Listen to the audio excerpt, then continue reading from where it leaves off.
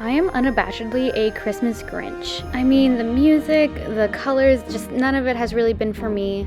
And I've played violin Christmas music since I was 4, so those songs just kind of slowly drive you insane. Not to mention rehearsal begins in October. But this Christmas, I really wanted to try to get into the holiday spirit. So when I saw this dress on Lacemade, I desperately wanted it as a gingerbread dress, but was kind of iffy about sizing, so I thought I would make my own.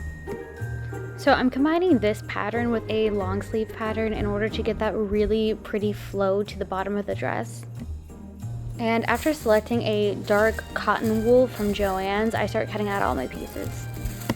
I have actually found that tracing out all my pattern pieces is so much easier than pinning down and cutting around my pattern pieces because I end up just kind of ruining and crinkling them. This material specifically is a little thick, but it isn't impossible to cut. I just definitely have to take my time. I also really wanted to make sure that this was a well-made piece so I could wear this whenever it gets a little bit colder, and so for that I had to refit it multiple times. Once I got it fitting to how I liked, I had some vintage lace that I found from the thrift store, and I didn't want to buy any new lace, so I scrounged for what I had. I had a lot of good candidates, but ultimately settled on this crochet lace that kind of looked like snowflakes. Then it was all a matter of draping it right on my mannequin, and after that it becomes pretty simple. You just kind of futz around until it looks right. I will say it looks very cute, but I think for my bust size in the future, I am going to have a little bit of a different neckline.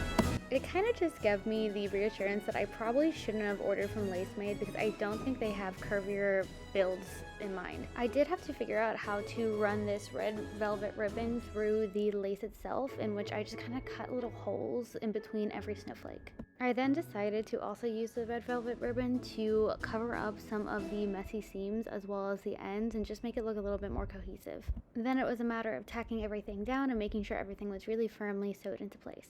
I also decided to hand sew to make sure that none of the lace was snagged in the machine, and also to really make sure I got every little hole and crevice sewed down. Let me tell you, crochet is not the easiest thing to work with in the world.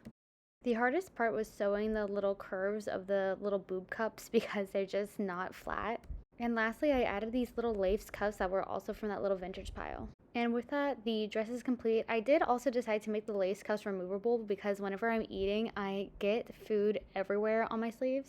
But I absolutely love how it turned out. I think it's so whimsical. I very specifically feel like an NPC from the Barbie Nutcracker movie. Like I would just be one of the little extras in a musical number.